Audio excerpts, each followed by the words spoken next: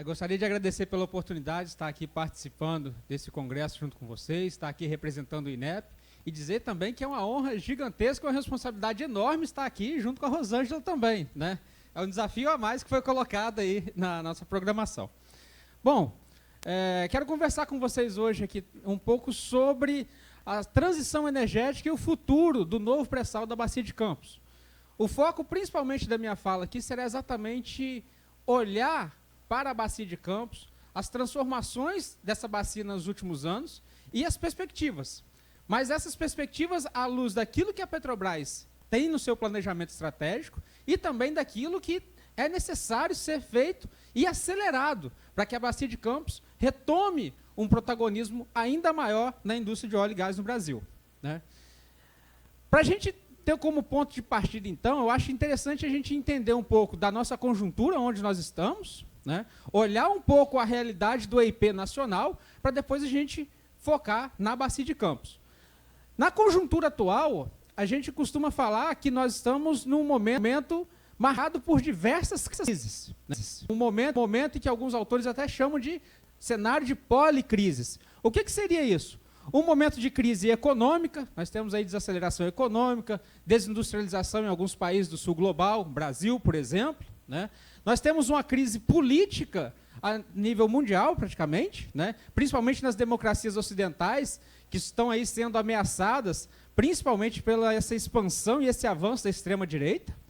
Nós temos uma crise também de ordem geopolítica, onde nós temos aí uma fragmentação ou um enfraquecimento dos órgãos multilaterais no mundo, né? E, ao mesmo tempo, nós temos um avanço da concorrência entre as grandes potências, né? As disputas entre essas grandes potências, principalmente por recursos energéticos. E nós temos também uma crise climática que afeta todos nós, né? Todos nós estamos sentindo essa crise climática de alguma forma, direta, indireta, enfim. O pessoal no Rio Grande do Sul, Juiz de Fora, recentemente, sentiram isso de forma mais intensa. E essas disputas, né, nesse contexto geopolítico, nesse contexto de crise, nós temos essas disputas entre as grandes potências, e no centro dessas disputas está exatamente a busca por segurança energética, a disputa por recursos energéticos. Então, a energia, o petróleo, ele se torna elemento-chave, elemento central nesse debate geopolítico contemporâneo, nesse contexto de crise. Só que, além disso, nós temos um outro cenário que surge, que é essa ideia da transição energética, que já é um desafio em si, mas ela se torna ainda maior quando a gente insere a questão da justiça, né? De ser uma transição energética justa. E quando a gente fala de transição energética, nós não estamos falando simplesmente de trocar a fonte de energia, né? É uma transformação da sociedade. Atualmente, nós não conseguimos imaginar, se a gente parar aqui agora e imaginar assim, olha, tudo que está ao nosso redor, ele tem uma influência direta ou indireta do setor de óleo e gás, né? Ou ele foi transportado, ou ele é matéria-prima proveniente do setor de óleo e gás. Então, você fazer essa transformação é algo que vai demorar muito tempo, não vai ser algo simples, né? E isso, por isso que eu falo para vocês, que vai ser uma transformação da sociedade. E aí, o que é importante ser colocado nesse processo de transição energética é que não se trata simplesmente de uma transformação de combustíveis, mas que essa transformação, para ela ser considerada uma transição energética justa, ela também seja uma transformação que busque reduzir e eliminar as desigualdades sociais, não deixar ninguém para trás e que todos possam participar, né? Inclusive, por exemplo, os trabalhadores sejam inseridos nesse debate, a sociedade como um todo seja inserida nesse debate da transição energética. E, por fim, né, eu acho que é importante esse momento que nós estamos fazendo hoje, né, debater a indústria de petróleo no Brasil e na Bacia de Campos, bem como seus desafios, é estratégico diante da centralidade do setor para a segurança energética e sua elevada capacidade de encadeamento produtivo e de sua relevante contribuição financeira, tecnológica para a transição energética e o desenvolvimento nacional. Pensar a transição energética não significa pôr fim na indústria de óleo e gás, mas sim articular o setor de óleo e gás, articular a indústria do petróleo com esses novos contextos. E quando a gente olha para o setor de óleo e gás a nível mundial, é importante a gente olhar para as projeções. A Agência Internacional de Energia sinaliza para a gente que até 2050 nós teremos uma expansão da demanda por petróleo no mundo. Essa expansão em torno de 13%, que seria aí 13 milhões de barris de petróleo por dia, a mais até 2050. É claro que as economias desenvolvidas vão ter uma certa redução na demanda, mas as economias emergentes terão um aumento significativo da demanda de petróleo. O mesmo também acontece para gás. Então, isso demonstra para a gente que, olha, nós temos um contexto de transição energética, mas a indústria do petróleo ela vai continuar sendo essencial para garantir a segurança energética, para o abastecimento, né? E aí a gente passa para o Brasil, né? A gente identifica esse cenário mundial de crise, identifica esse contexto de transição energética, identifica essa expansão da demanda por petróleo, e como fica o Brasil nessa história? O Brasil hoje, de acordo com a ANP, nós temos uma relação reserva-produção em torno de 13 anos, né? Ou seja, mantendo os atuais níveis de produção, 3,77 milhões de barris por dia, como foi em 2025, nós temos aí reserva por mais 13 anos. Outra coisa, nosso pico de produção, segundo a EPE, deve ser atingido entre 2032 e 2033, e a partir disso a nossa produção vai começar a entrar em declínio. Um outro dado que é importante aqui na Bacia de Campos, vocês sabem muito bem isso, o tempo entre o início da atividade exploratória até o desenvolvimento da produção, o primeiro óleo, ele leva em média entre 7 e 10 anos. Então, o que isso quer dizer para a gente? Olha, nós temos aqui uma produção que vai entrar em declínio antes do fim dessa década, né? Nós temos uma relação reserva-produção de somente 13 anos, e nós temos um tempo significativo entre a atividade exploratória e o início da produção.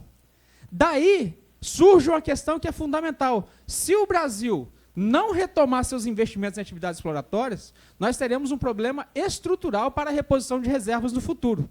E, consequentemente, a nossa autossuficiência na produção ela acaba ficando ameaçada, né? Daí a necessidade de a gente retomar investimentos exploratórios, e a Bacia de Campos, então, se destaca nesse processo. Quando a gente olha para as reservas brasileiras, nós temos um fato importante, que as nossas reservas elas estão aumentando. Se a gente pegar aqui 2015, nós tínhamos aí 15,7 barris de óleo equivalente, 15,7 bilhões de barris equivalentes em 2015. Em 2025, nós estamos em 21 bilhões de barris equivalentes. Ou seja, nós tivemos um aumento significativo, um crescimento em torno aí de 3%, a taxa de crescimento 3% ao ano, né? Nós tivemos uma tendência de redução aqui em 2020 e depois voltou a aumentar. Só que eu queria chamar a atenção para os senhores por ambiente, porque isso é importante para a Bacia de Campos. O nosso crescimento de reservas no Brasil, ele se deu majoritariamente pelo pré-sal. O pré-sal tem ampliado significativamente as reservas brasileiras. Saiu de 7,4 bilhões para praticamente 17 bilhões. E o que chama a atenção é o pós-sal, né, que nós temos campos ativos importantíssimos de pós-sal aqui na Bacia de Campos, que estava aqui 7,3 bilhões em 2015, e agora nós estamos aqui com 3 bilhões apenas em 2025. Então, uma redução significativa.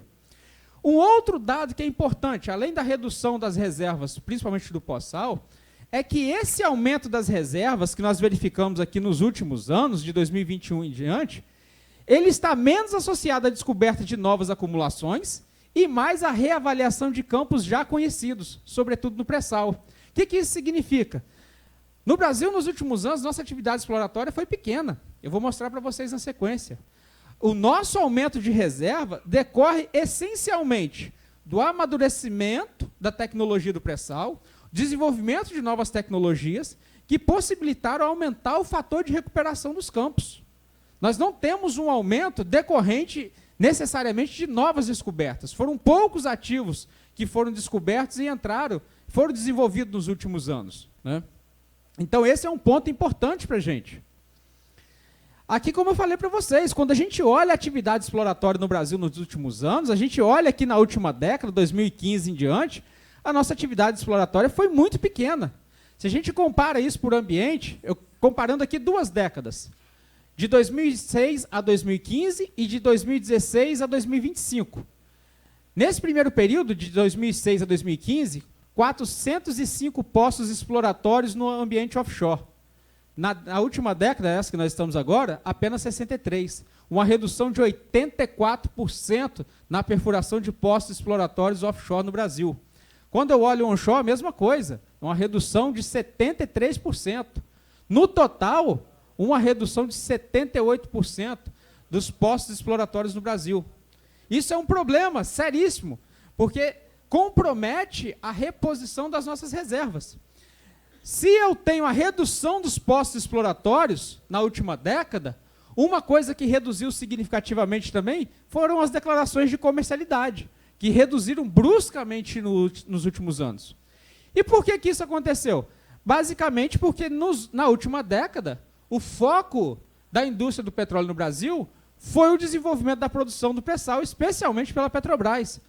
Nós temos planos de negócios da Petrobras que mostram um mapa lá específico, a empresa se restringindo a poucas refinarias no Sudeste e aos ativos do pré-sal. Nós passamos por esse momento de desmonte que a Petrobras quase deixa de ser uma empresa nacional para ser uma empresa regionalizada, né?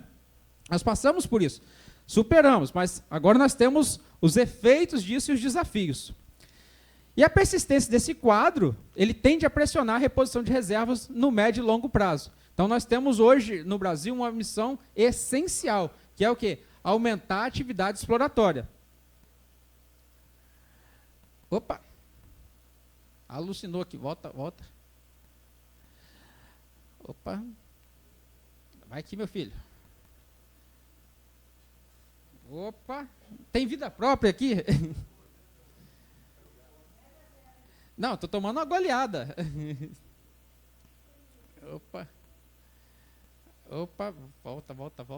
Aí deu spoiler da apresentação. Ah, é sacanagem. Opa, é o último. Esse aqui que é importante. Aí. Nós tivemos, como eu falei para vocês, esse aumento das reservas na última década, nos últimos 5 anos principalmente, e esse aumento das reservas, sobretudo pela redeterminação da recuperação de óleo dos ativos já existentes. Só que eu queria chamar a atenção é quando a gente olha como que está a Petrobras nesse cenário. Aqui, por exemplo, na barra azul, nós temos as reservas totais, né, as reservas provadas. Em verde, são as reservas da Petrobras. O que nós vemos aqui? Em 2015, 15 bilhões, como eu falei, das reservas totais, subiu para 21. Olha a Petrobras. Em 2015, 13 bilhões, agora 12,5 bilhões. As reservas da Petrobras teve um ligeiro recuo nesse período, né? Apesar da gente ter apresentado uma recuperação aqui nos últimos anos, mas ela recuou nesse período, muito em função da redução das atividades exploratórias. Mas o que é mais preocupante disso tudo é quando a gente analisa a participação da Petrobras nas reservas nacionais, que vem reduzindo. Nós estamos passando por um processo de desnacionalização das nossas reservas, né? Empresas multinacionais, empresas privadas estão cada vez mais apropriando de recursos estratégicos nacionais, né? Como está sendo demonstrado aqui nesse gráfico. E o que é a prova disso? Né? Nós temos tanto a desnacionalização como a reposição das reservas, o ritmo de crescimento, principalmente pelas privadas e multinacionais, ela ocorre num ritmo superior ao da Petrobras. Né? Opa, aí. Olha. Aí. O problema não fica só nas reservas também. O problema é a gente tem que analisar a produção. Anualmente, nós estamos aí atingindo recorde na produção de petróleo. Todo mundo se comemora, olha, o Brasil bateu recorde na produção. Pô, bacana, legal, nós estamos produzindo bastante, né, graças ao pré-sal. Aqui a gente consegue identificar, de 2014 a 2025, crescimento da produção. Só que quando eu olho a composição dessa produção, acende o sinal de alerta. Veja, essa linha verde aqui em cima, ela mostra a participação da Petrobras na produção nacional. Nós tínhamos uma participação de 85% da Petrobras na produção nacional em 2014. Em 2025, essa participação caiu para 63%. Em contrapartida, olha só as concessionárias multinacionais, né, sejam elas estatais ou privadas. Elas saíram de 11% em 2014 e chegam agora a 30%. Né, um aumento significativo e num ritmo superior ao da Petrobras, inclusive. As próprias petroleiras nacionais independentes também cresceram a participação, né, de 3%, chegaram a 6%. E o que explica esse movimento de desnacionalização da reserva e, ao mesmo tempo, essa perda da participação relativa da Petrobras na produção nacional? O primeiro, redução dos investimentos. Nós tivemos na última década uma redução brusca de investimentos da Petrobras, focou em desenvolver ativos do pré-sal, o que ela chamou lá de ativos de primeira classe naquele momento. A alienação dos ativos, as privatizações. O que aconteceu com essas privatizações? Ativos de produção, reservas descobertas, foram vendidos para outras empresas. Sejam os campos de produção, como aconteceu com a Albacora aqui e vários outros, né? Ou ativos exploratórios que vieram a se tornar grandes campos produtores, como é o caso de Lapa, no pré-sal, né, na Bacia de Santos, Bacalhau, que iniciou a produção agora, também liderado pela Equinor. A Petrobras tinha participação e vendeu a participação, na época ainda, de ativos em fase exploratória, né? E tudo isso, então, contribuiu para quê? Para o aumento da produção das multinacionais. Só que um outro elemento chave da gente analisar esse processo, tanto de perda relativa na participação da produção, como na desnacionalização das reservas, é essa atuação da Petrobras em consórcios.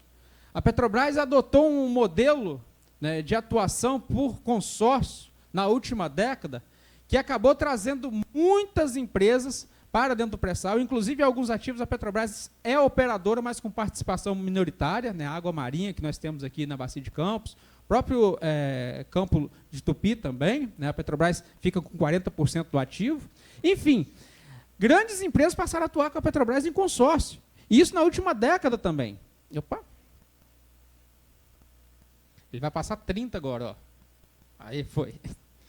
Esse gráfico aqui eu quero mostrar para vocês como que a Petrobras se comportou nas rodadas licitatórias. Quando eu olho aqui nas rodadas de concessão no offshore.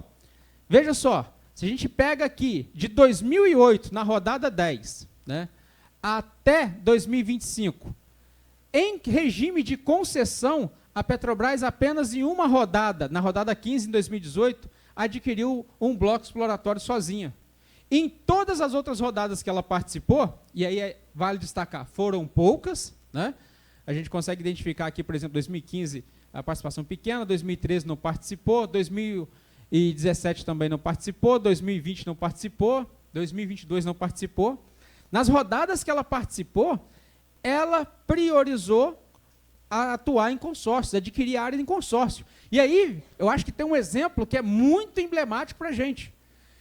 Em 2025, 25, nós tivemos o leilão de oferta permanente de concessão na margem equatorial. A Petrobras arrematou 10 blocos na Foz do Amazonas. Todos os 10, com 50% de participação da ExxonMobil, né? Em 5 a Petrobras é operadora, em 5 a Petrobras não é operadora, né? Isso só para demonstrar um pouco da intensidade desse movimento. Se a gente olhar os ativos que a Petrobras pegou em Pelotas, que é outra fronteira exploratória importante para o Brasil, todos os ativos, a Petrobras atua em consórcio, seja com a Shell, com a Galp e com as chinesas também. Então, é um modelo que vem se destacando no regime de concessão e também no regime de partilha, no pré-sal. Em todas as rodadas licitatórias do pré-sal, em apenas 4 ativos, a Petrobras não contou com a participação de outras petroleiras em consórcio, que foi Itapu, que foi aqui o Sudoeste Tartaruga Verde, Citrino na Bacia de Campos, no ano passado, que foi uma surpresa muito importante e a ser comemorada por todos nós também, né? Enfim, e isso gera vários problemas, porque dentro da gestão da Petrobras, a gestão e o planejamento desse ativo, ela não é definida somente pela Petrobras, ela também é condicionada por interesses externos, né? Que nem sempre esses interesses externos estão em consonância com as necessidades do país, com a necessidade de desenvolvimento do país, né? Isso traz uma série de repercussões que trazem sinais de alerta para a gente, para o planejamento energético nacional. Visto esse cenário nacional, vamos focar na Bacia de Campos, propriamente dito, né? A Bacia de Campos, ela passou por esse problema, que foi o quê? Um declínio de produção muito grande na última década. Se a gente comparar de 2015 a 2022, uma redução de mais de 1 milhão de barris de óleo equivalente por dia na produção. E mais do que essa redução na produção, a participação da Petrobras, né, reduziu também bruscamente, de quase 90% para 64%. Né? Isso muito resultado da redução dos investimentos e das privatizações. A gente não pode esquecer disso, que foram aqui mais de 20 campos privatizados aqui na Bacia de Campos. Só que o que é importante da gente tomar posse hoje, para a gente avançar em reivindicação, é que esse declínio da produção da Bacia de Campos, ele não decorre do amadurecimento da bacia. Tudo bem, nós estamos falando de uma bacia com mais de 50 anos. É natural que os grandes reservatórios sejam descobertos primeiro e depois reservatórios menores. Isso é natural de qualquer bacia no mundo, né? Só que essa queda brusca na produção, ela decorre não desse amadurecimento, mas da retração dos investimentos, tanto na revitalização dos ativos descobertos, como também das atividades exploratórias, né? A gente não consegue mensurar o quanto de investimento, o volume em reais, em dólar, que foi investido na Bacia de Campos. A gente não consegue mensurar isso, mas a gente tem indicadores que demonstram essa redução dos investimentos. Eu acho que o primeiro indicador que mostra a redução de investimentos na Bacia de Campos são a perfuração de poços. E aqui todos os poços, exploratórios, de extensão, injetores, produtores, todos os tipos. Quando a gente olha isso daqui, a gente percebe que na última década, a Bacia de Campos teve uma atividade de perfuração muito baixa. Uma redução aí, de 71,2%, se eu comparo as duas décadas, 2006 a 2015, 2016 a 2025. Foi uma redução aí de quase 1.000 poços, né? 801 poços a menos, né? Então, isso é um indicador de redução de investimento. Um outro indicador que é importante. Opa! Ele tá nervoso esse aqui.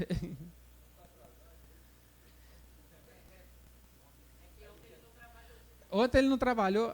Outra coisa, a atividade exploratória na Bacia de Campos. Comparando essas duas últimas décadas também, uma redução de 85% das atividades exploratórias na Bacia de Campos. Então, se eu tenho redução dos investimentos, se eu tenho as privatizações, eu vou ter como consequência, além da redução da produção, queda também nas reservas. Se eu olho as reservas de petróleo, as reservas provadas, que saíram de 6,5 bilhões em 2025 em 3,1 bilhões. As reservas de gás aumentaram, mas aí tem o projeto Raia Manta, Raia Pintada, que recém-declaração de comercialidade, que impulsionou novamente as reservas de gás, né? Mas as reservas de petróleo seguem em decadência na Bacia de Campos, né? E eu vou mostrar para vocês adiante que não significa que não tenha petróleo aqui. O que não tem é investimento suficiente para descobrir novos reservatórios.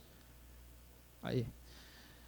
A Bacia de Campos, ela passou por uma paralisação de alguns projetos, mas nós tivemos algumas revitalizações que ocorreram e outras que estão previstas. Só que esse modelo de revitalização é um modelo também que não favorece o encadeamento produtivo com a indústria local e também fragiliza as próprias relações de trabalho, né? Por quê? Esses 3 novos FPSOs, né, essas 3 novas plataformas que entraram em operação, Ana Nery, Anita Garibaldi e Maria Quitéria, eles, por um lado, possibilitaram o aumento da produção da Petrobras na Bacia de Campos. Se olhar o ano passado, Maria Quitéria, então, foi um sucesso, né? Produziu muito, garantiu o aumento da produção da Bacia de Campos, né? E, além disso, o aumento da produção da bacia do estado do Espírito Santo, perdão, né, que ali pertence ao sul do Espírito Santo. Mas o que acontece? Apesar de ser importantes, eles demonstram que a revitalização possibilita o aumento da produção. Só que nós temos um problema, que todos esses ativos, né, todos esses FPSOs, são afretados. E o afretamento hoje ele tem um problema seríssimo, representa um custo altíssimo para a Petrobras. A Petrobras hoje coloca no seu plano de negócio como um dos desafios, são os custos com os afretamentos. E nós temos pesquisas que já demonstram que esses afretamentos, eles acabam produzindo custos mais elevados na produção, né? O Diese já publicou vários relatórios nesse sentido, de mostrar, olha, plataforma afretada, o custo de produção é mais caro, né? E além de não ter encadeamento produtivo, e a gente sabe que nessas plataformas, poucos são os trabalhadores da Petrobras. Então, isso acaba enfraquecendo também a força de trabalho, né? Traz problemas econômicos, produtivos, mas também problemas sociais. E aí eu olhei nos últimos planos de negócio, de 2024 para 2028, o que a Petrobras tem pensado para a Bacia de Campos, seja em termos de atividade exploratória, seja em termos de revitalização. Quando a gente pega o plano 24, 28, a gente tinha aqui 6 plataformas desenhadas ou destinadas para a Bacia de Campos. Nós tínhamos aqui a Ana Nery e a Anita Garibaldi, né, que já tinham sido instaladas em 2023. O projeto integrado Parque das Baleias, né, que era o Maria Quitéria.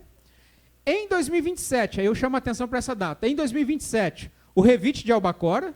Em 2028, nós tínhamos aqui o projeto Raia, né, e o Revite Barracuda e Caratinga. Olha, vários projetos em andamento.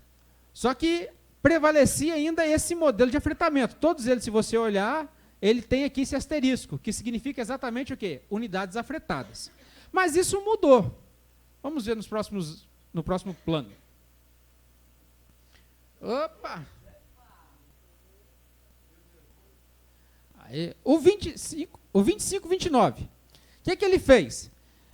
Ele antecipou o Maria Quitéria, que veio para 2024. 2028 ficou o projeto Raia. Só que cadê o Albacora em 2027? Ele saiu daqui. Ele foi jogado lá para o 30 mais. Olha o Albacora para onde veio, né? O Revite Barracuda e Caratinga, que estava em 28, foi jogado para 29. E apareceu aqui o Revite de Marlin Sul e Leste, né? Beleza, nós temos um novo campo para ser revitalizado. E aí também um outro destaque, tanto o Albacora quanto o Marlin Sul e Marlin Leste, não sendo mais de afretamentos, só Caratinga e Barracuda. Foi jogado lá para frente, né? A Petrobras chegou a abrir licitação para a Albacora, só que acabou aí por preços da licitação, acabou não fechando acordo, né? E no plano atual, no 2630, a situação ficou ainda mais preocupante. Por quê?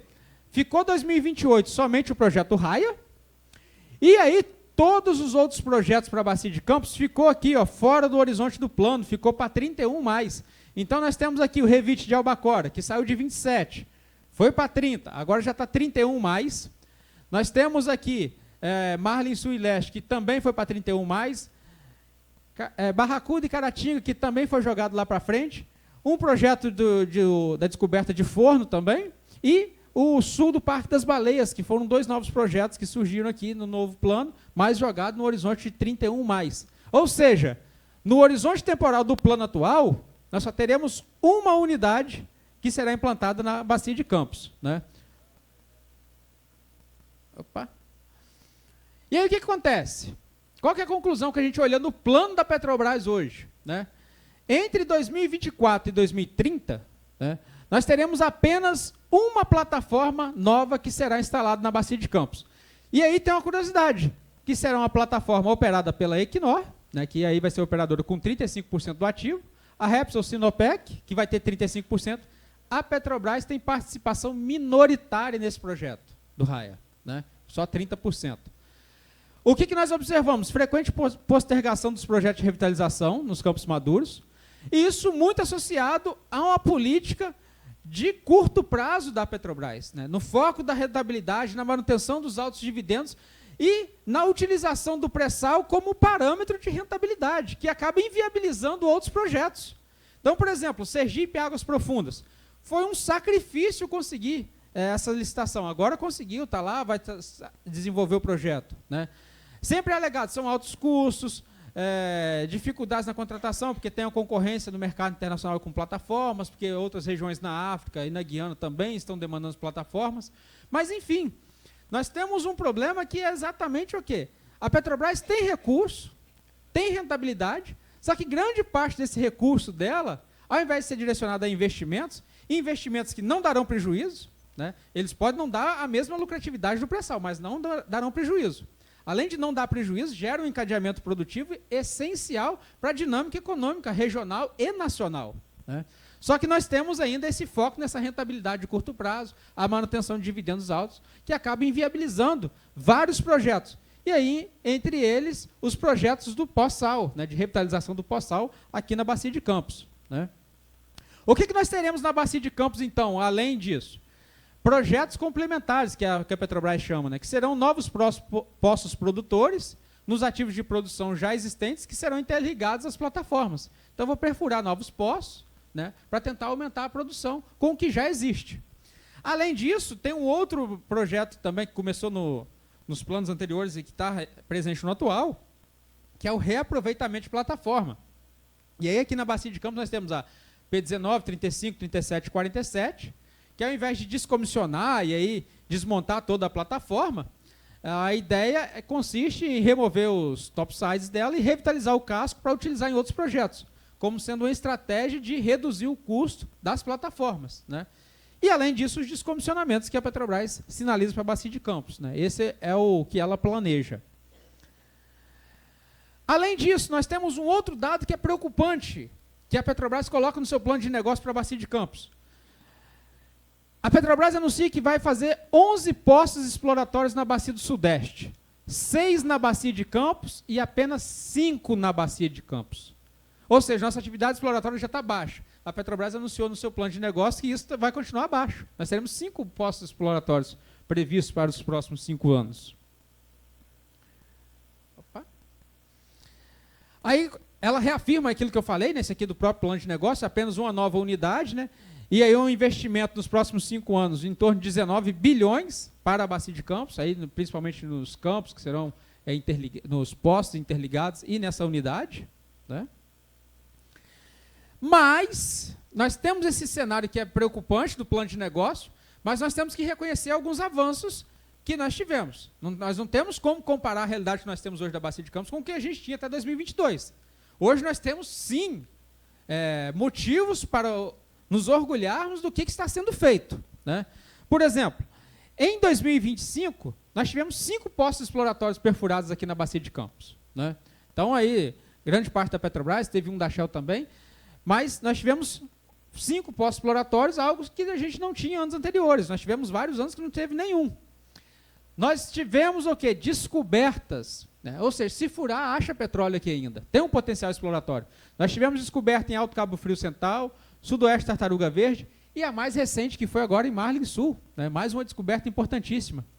E outra, a Petrobras tem fortalecido o seu portfólio, tanto exploratório quanto produtivo na Bacia de Campos.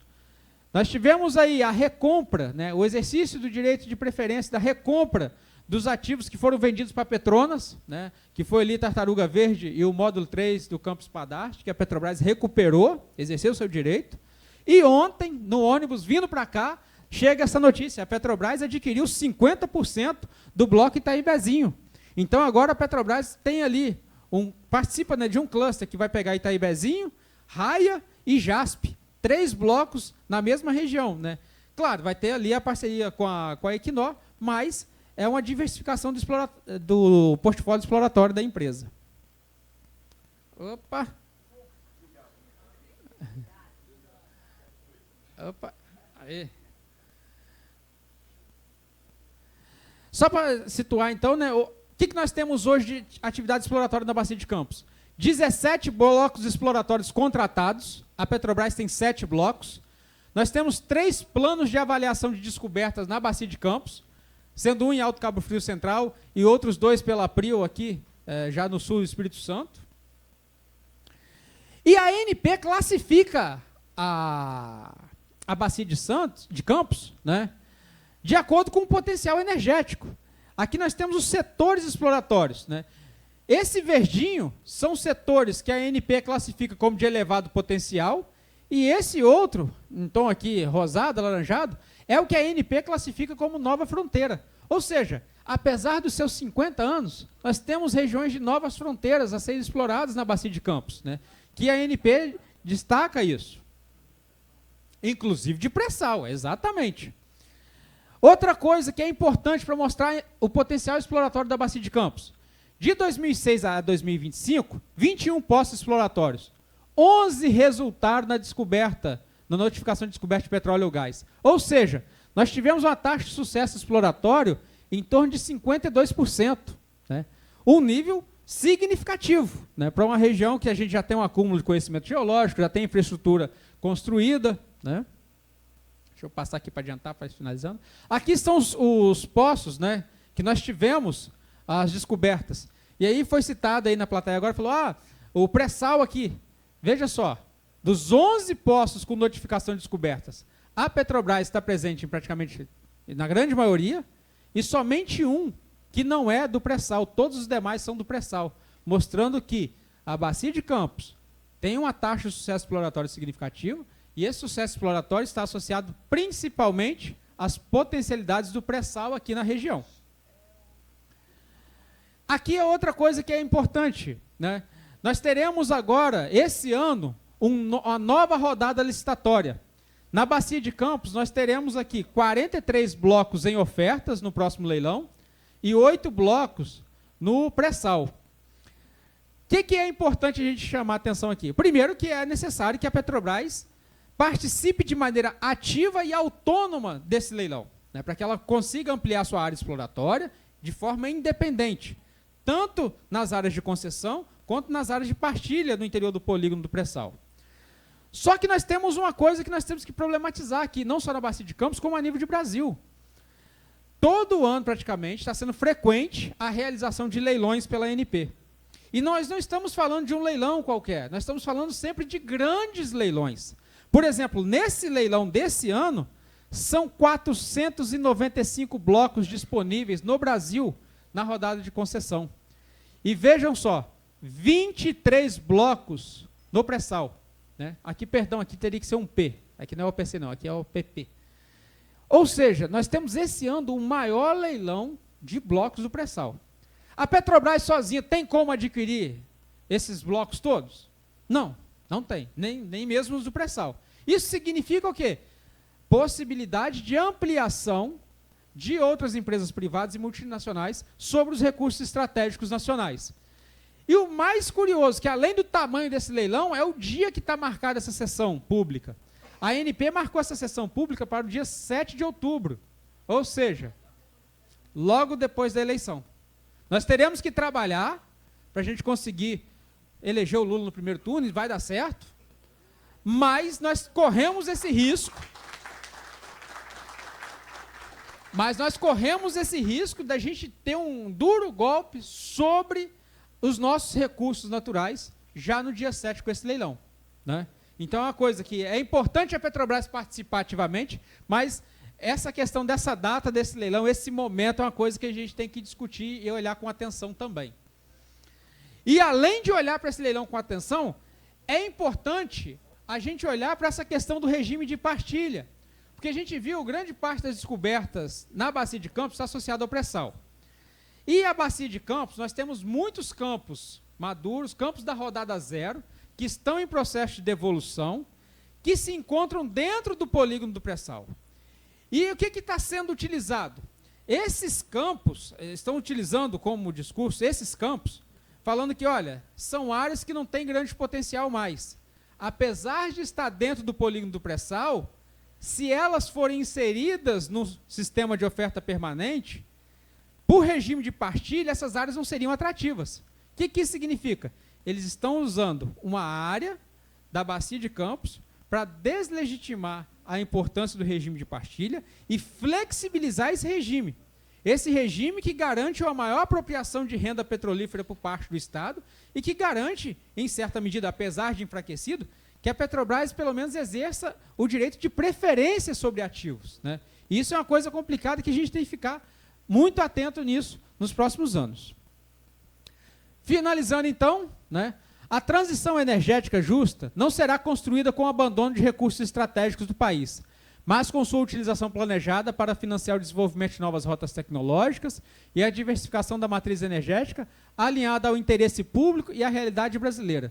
Não adianta a gente falar que vai parar de explorar petróleo e gás, né, como algumas pessoas fora quer colocar isso para a gente, né, quer impor isso. Não, a nossa realidade é, nós temos uma matriz energética mais limpa do que a média nacional e a nossa produção de petróleo, ela tem uma pegada de carbono menor do que a média nacional. O nosso problema hoje é o agronegócio, que é o principal emissor no Brasil. É ali que tem que ser atacado, não é o setor de petróleo e gás no Brasil. Uma outra coisa que é, para concluir, né, ampliar os investimentos em EIP na Bacia de Campos e no Brasil, com o protagonismo e autonomia da Petrobras, é essencial para assegurar a reposição das reservas nacionais, reverter a desnacionalização das reservas, ampliar a participação da Petrobras na produção nacional e, consequentemente, contribuir com o desenvolvimento regional e nacional. A Bacia de Campos permanece estratégica para o Brasil. O aproveitamento soberano do seu potencial exige planejamento de longo prazo, investimentos consistentes e, principalmente, protagonismo e autonomia da Petrobras. Transição energética justa exige Petrobras forte e integrada e, claro, operando na Bacia de Campos. Para encerrar, só fazer uma propaganda aqui antes, se me permitam. Nós temos hoje no INEP um pesquisador específico voltado só para analisar a Bacia de Campos, que é o Lucas. Lucas, se puder até levantar de pé, se vocês precisarem de alguma informação da Bacia de Campos, esse é o cara.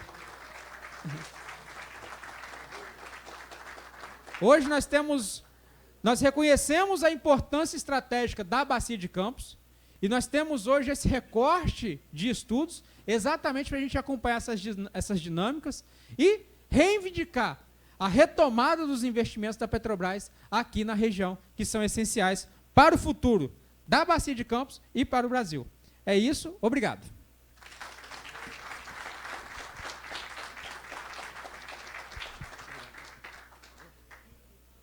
Pessoal, dá os parabéns aí ao Francismar pela palestra, né? E ver como o nosso discurso político que é feito no saguão dos aeroportos e nas bases, às vezes até quem faz o discurso, que é o meu caso aqui, do Alexandre Teseu, do pessoal, né? O Serginho, quando a coisa vai para os números, a gente fica até mais chocado, né? Enfim. Pessoal, também, novamente, queria agradecer aí ao Francismar e também chamar aqui o companheiro Takashi, tá? Takashi, de EESE, tá? Ficou essa pendência aí no início da palestra com a questão de horário. Bom, querido. E aí? Cara, Rosângela, as honras da casa são todas suas. Você quer botar o Takashi primeiro, depois você encerra? Vai lá, meu querido. Tá. Diego, tá aí? Beleza. Tá, eu vou começar já aqui agradecendo aí a todos e todas aí presente. Tudo bem aí também? Oi, Rosângela, Francismar. Eu já vou adiantando algumas coisas que estão na apresentação. Como sempre, acabo trazendo muita informação, eu vou selecionar um pouco, né? Na verdade, são duas apresentações que estão ligadas, de certa maneira. Uma tem mais os números, né, e a outra tem mais texto, né? E aí, só para explicando um pouco o que é essa parte do texto, faz mais ou menos um ano, aliás, exatamente um ano atrás, que eu comecei a fazer uma pesquisa, fazendo entrevistas, tá, com trabalhadoras do setor de petróleo e gás, tanto da Petrobras, quanto da Transpetro, PBio, quanto do setor privado, e setor privado aí pegando Baker, pegando Halliburton, pegando Modec, outras operadoras também, Equinor, enfim, foram 51 pessoas entrevistadas, tá? Entre junho e setembro do ano passado. E esse projeto foi um projeto do Diese, junto com a FUP e uma ONG chamada ICS, tá? Instituto Clima e Sociedade. Foi uma parceria ali bem diferente, porque é isso, cada um tinha, de certa maneira, um interesse, né? A FUP estava muito interessada em entender melhor o que é esse debate sobre transição energética, principalmente transição energética justa, né? Então, isso que foi um debate que veio crescendo e começou a chegar na FUP pelo David ali, eu acho, primeiramente, depois, acho que depois, se eu não me engano, Castellano, depois passou para a Miriam, e depois chegou para a Bárbara, enfim, e foi se espalhando pela FUP, né?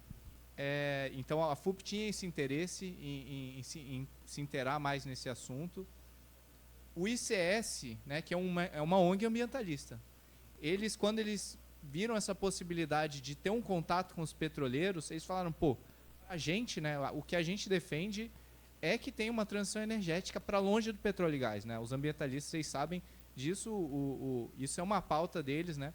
Porque no mundo, né, a queima de combustíveis fósseis, ela é a principal causa do aquecimento global, tá? No Brasil, até o Francismar comentou, aqui no Brasil é um pouco diferente, porque no Brasil você tem o desmatamento, aqui no Brasil você tem a agricultura e a pecuária, que acabam sendo o principal fator, mas depois da agricultura e a pecuária, aqui no Brasil também é a queima de combustível fóssil pelos carros. A gente vê aí nas cidades, vê na rua, é isso, carro, é caminhão, todo o nosso transporte de carga está baseado na queima de combustível fóssil. Então, para essa ONG tinha esse objetivo também de falar, pô, a gente consegue falar com os petroleiros sobre isso? Sério, eles topam? Então, vamos embora, porque é do nosso interesse que eles estejam discutindo isso, enfim, essa questão. E o Diese entrou nesse projeto meio que como mediador ali no meio termo e falando, opa, beleza, então a gente vai conversa aqui com a FUP, os petroleiros, conversa aqui com os ambientalistas, coloca todo mundo para se conversar e vamos construindo junto, né? Então foi mais ou menos isso. E aí eu acho que assim, e esse projeto, eu acho que assim para mim foi, e aí agradecer, né? Agradecer a categoria, né? Tem algumas pessoas aqui, inclusive, que responderam essa pesquisa. Então agradecer muito assim por ter participado desse projeto. E eu acho que ele serviu esse projeto para construir um relatório que vai sair, tá? Tá em fase de revisão. E serviu também para minha tese, tá? A tese de doutorado que eu fiz em Sociologia na USP, também foi aprovada e está em fase de revisão. E valeu, obrigado, Diego. E esses dois materiais eles são públicos, tá? Eles vão ser públicos, então, como tem que ser, né? A ciência tem que ser pública. Isso vai estar disponível para vocês, né? Então, e agradecer muito e espero que contribua também, ajude aí um pouco nas reflexões, né, sobre o assunto. Então, como eu tinha falado aqui, eu montei duas apresentações. Uma é mais falando sobre o mercado de trabalho aqui no Norte Fluminense, tá, e a relação com a indústria de petróleo. E o outro que é esse estudo, essa pesquisa que foi feita no âmbito desse projeto. A primeira parte eu só vou passar muito rápido, só para, né, enfim, apresentar uns números, e são coisas interessantes que até nos grupos depois, se quiser usar hoje à tarde, se precisar, eu mando essa apresentação, aí todo mundo tem os dados aí. Beleza? Então, primeira coisa, deu um erro de configuração ali, mas isso aqui é a quantidade de emprego formal, tá, nos municípios do Norte Fluminense, de 2022 para 2025, né? Hoje você tem aí, o ano passado, né, de emprego formal, 339 mil empregos nessas 4 principais regiões, né? Aqui na região Norte Fluminense, quando a gente olha, onde que tem muito emprego formal mesmo? Aqui em Macaé é assim, um absurdo. Porque, vocês sabem, a população de Macaé é 246 mil, tá, pessoas. E aqui você tem 168 mil empregos formais, né? Provavelmente, você pegar o pessoal ali mais na idade de trabalho, não dá isso daqui, né? Então, assim, é porque aqui tem muito emprego de gente que mora em outros lugares. Enfim, então, vocês sabem disso. E também quem fica nessa... indo e vindo do Rio de Janeiro, assim, e também, né, o pessoal que vai lá para o Espírito Santo, né, vai e volta, conhece bem essa rotina de ficar indo e vindo, né? Depois, Campos, mas Campos eu vou mostrar que Campos, a boa parte das empresas mesmo de indústria de petróleo não estão lá em Campos, né? Elas estão aqui em Rio das Ostras, né? Então, assim, o local que mais tem emprego formal de indústria de petróleo enfim, 2 cidades muito fortes de emprego é Macaé e Rio das Ostras, tá? É esse polo aqui, né? E também, quem pega esse trânsito para Rio das Ostras sabe bem disso, né? São João da Barra por causa do porto. Então, realmente, assim, se pega na região Norte Fluminense, São João da Barra por causa do Porto do Açu, também é muito emprego lá, tá? E Campos é a maior cidade, né, da região, quase meio milhão, né? Se não me engano, acho que tem um pouquinho menos, né? Tem mais? Tem mais? Então, é uma cidade bem grande, só que quando você olha, isso. Só que Campos, quando você vai olhar, é uma cidade bem grande e tem ali, acho que está com 106 mil empregos formais. Não é tanto assim. Campos é uma cidade com muita informalidade. É uma cidade também, aqui eu coloquei até na... Para onde eu aponto isso aqui? Para cá, né? É uma cidade que, quando a gente vai olhar remuneração média, bruta, tá, de Campos, é R$3.000. É mais baixo que a média nacional. Tá? Então, de emprego formal. Então, é uma cidade que enquanto em Macaé é 7,4 mil, que é mais do que o dobro da média nacional, né? Então, Campos tem a sua particularidade lá. É uma cidade que não... que tem outras dinâmicas, enfim, tem outra história, né? E até o Teseu e quem é de lá, assim, conhece o Guilherme, enfim.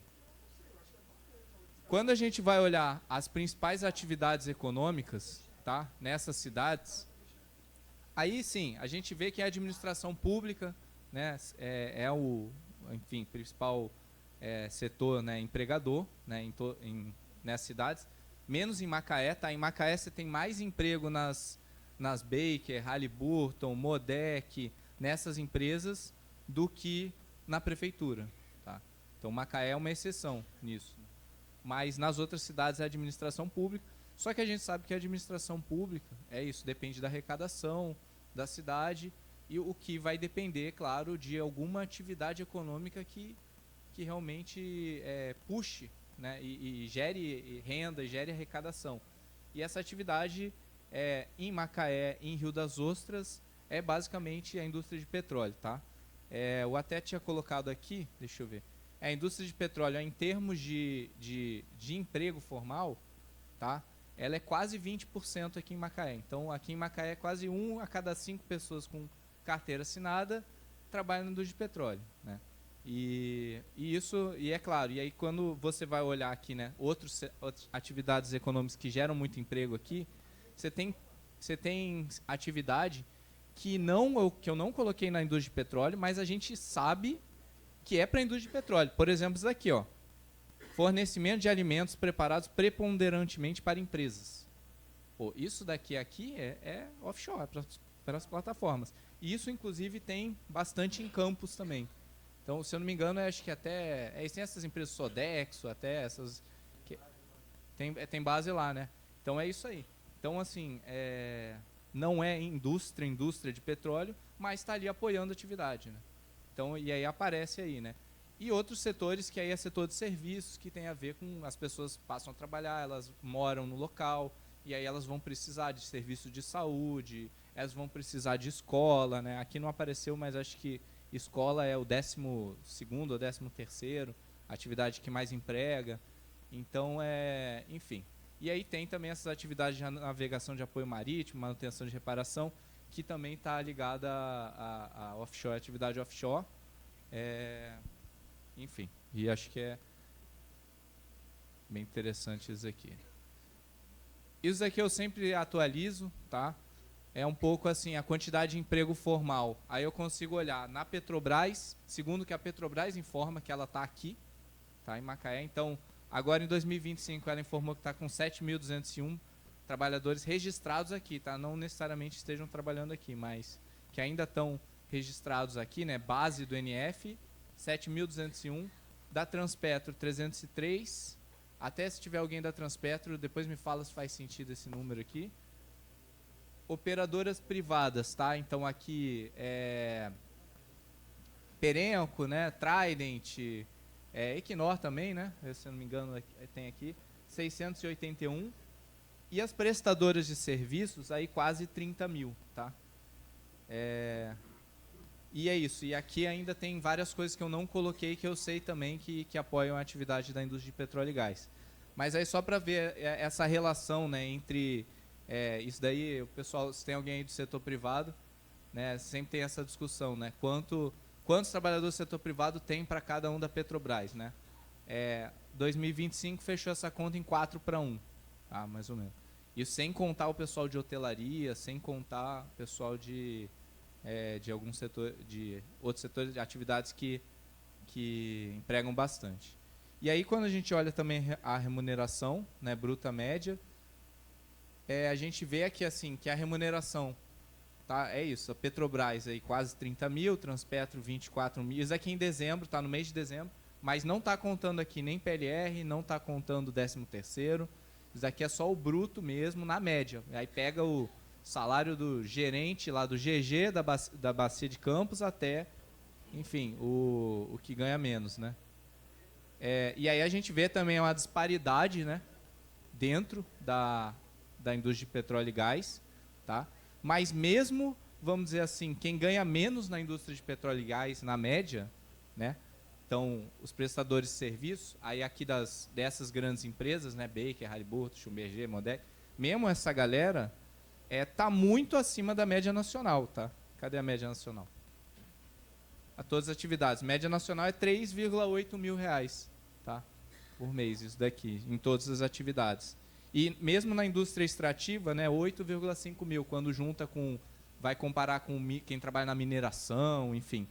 Ou, se você for trabalhar, comparar com todo mundo que trabalha na eletricidade, setor elétrico, 8,9 mil. Então, assim, isso é para falar que a região aqui ela tem uma participação muito grande, né, de empregos na indústria de petróleo e gás.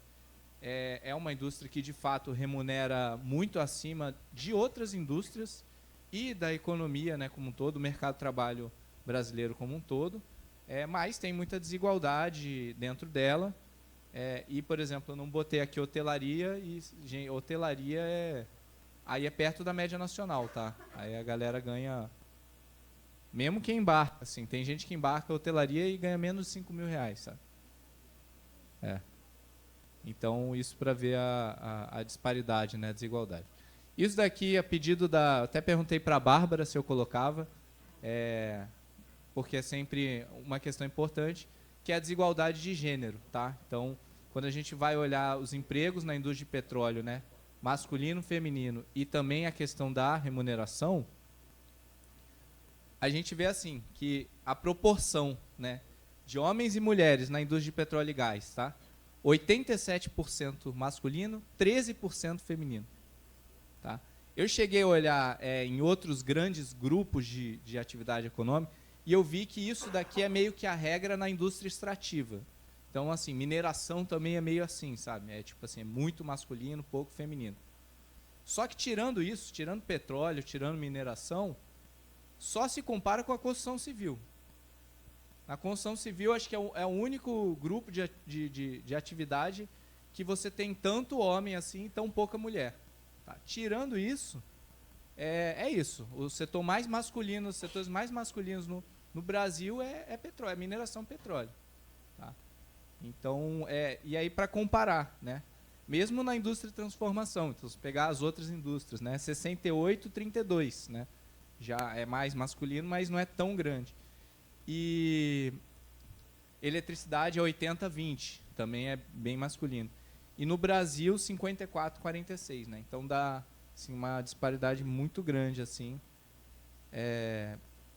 em relação à quantidade de emprego masculino e feminino, né, na indústria. Quando a gente vê a remuneração, aí a remuneração também, apesar de o setor de petróleo pagar muito bem, as mulheres ganham 29% a menos do que os homens na indústria de petróleo. Tá? E isso só é comparável com a indústria de transformação. Né?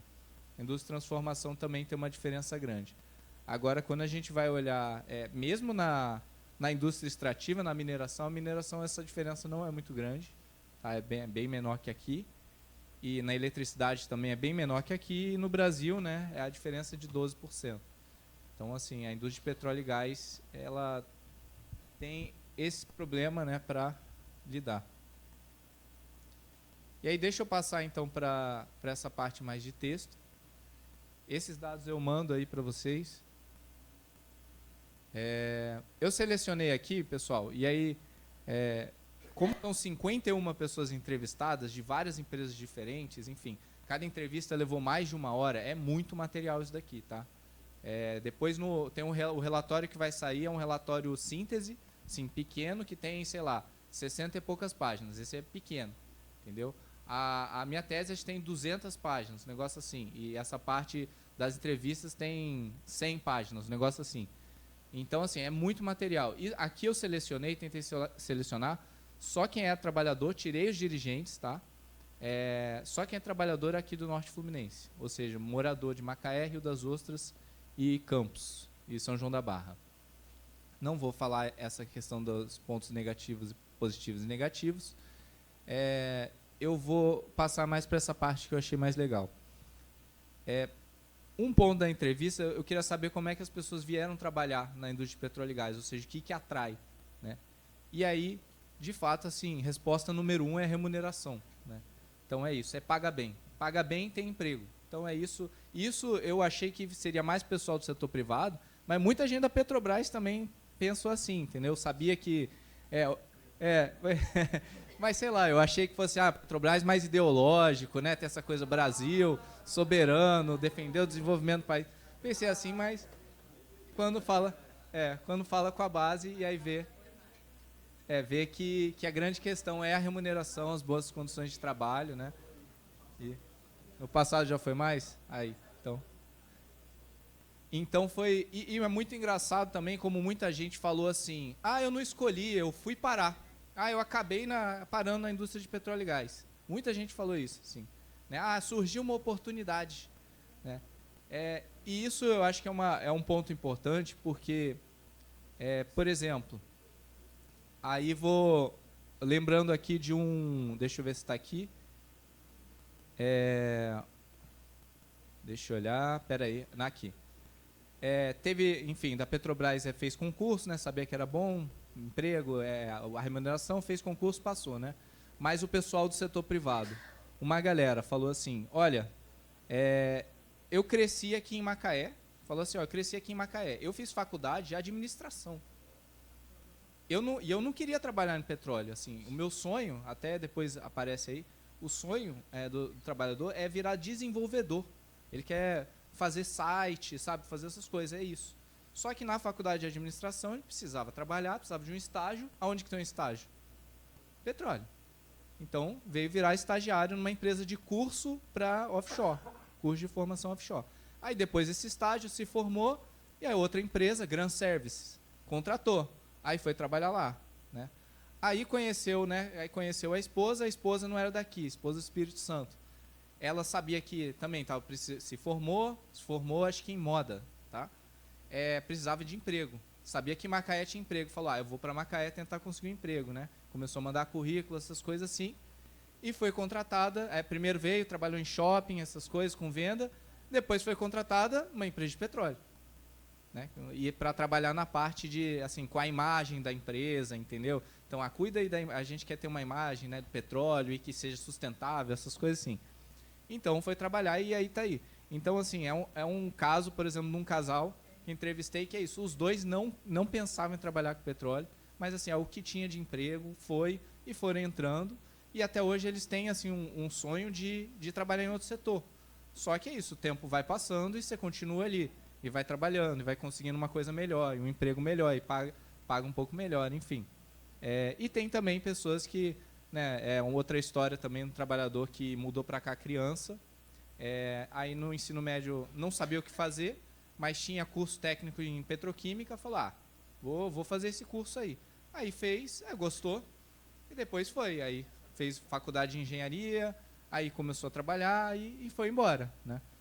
Então essas histórias, elas são bem comuns, né, de pessoas assim que não vieram para o petróleo porque assim amam o petróleo, né? Elas vieram para o petróleo porque elas precisam trabalhar, precisam de dinheiro, e o petróleo realmente oferece emprego e oferece renda, né? Um pouco das perspectivas, né, isso aqui eu acho que eu vou passar, senão não vai... Só uma coisa também, entrevistei um alpinista industrial, né? E aí também, ele trabalha com alpinismo industrial, gosta do trabalho, mas o sonho dele não é ficar na indústria de petróleo, é virar um alpinista esportivo.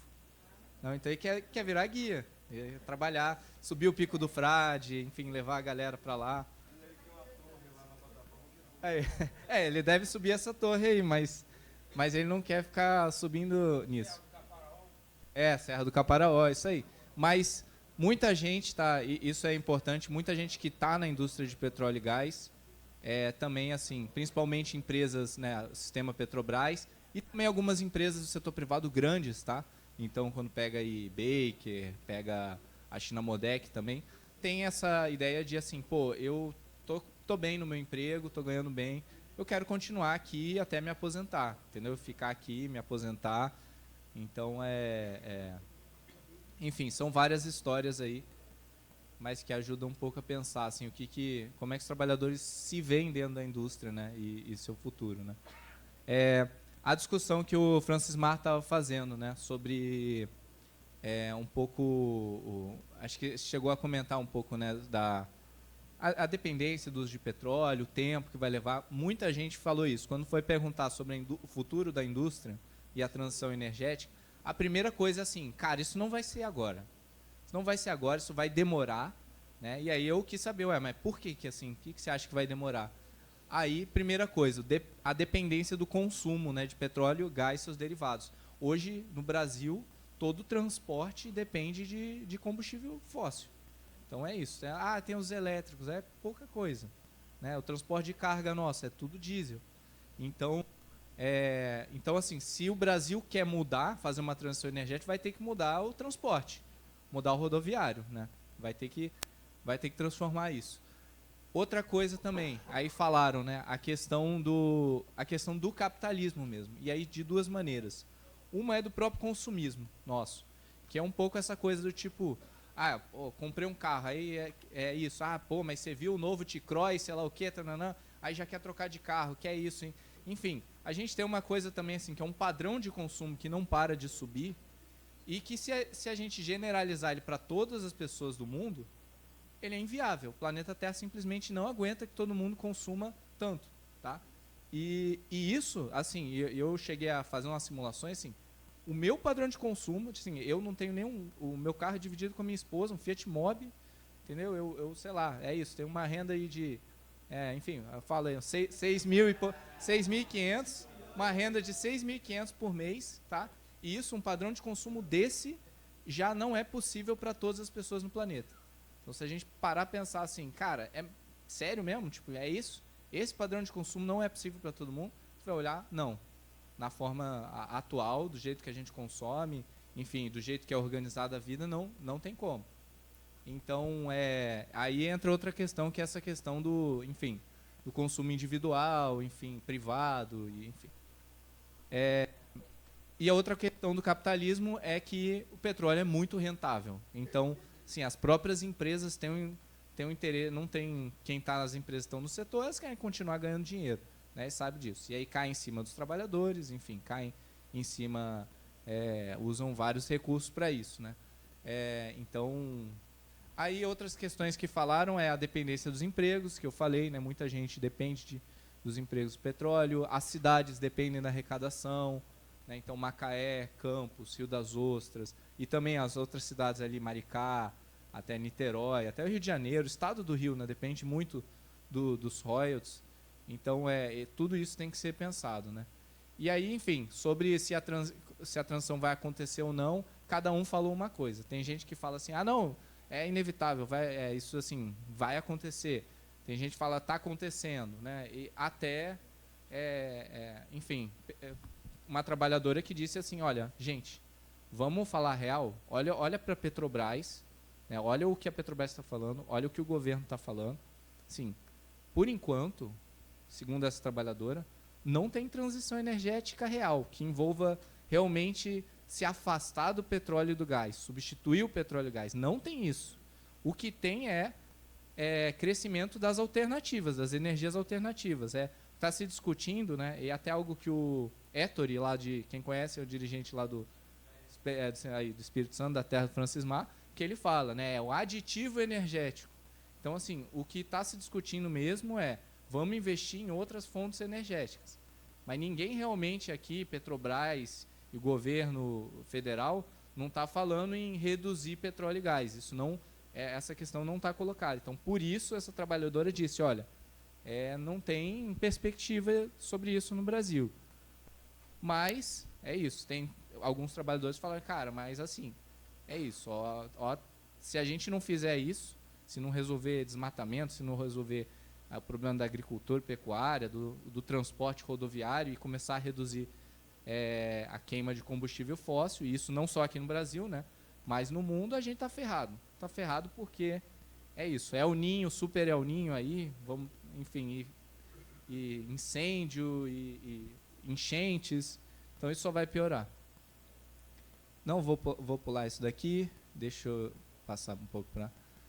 e aí, como eu estou focando aqui na região, tá, em Macaé, e cidades do lado, cidades no entorno, né, Campos, enfim, Rio das Ostras,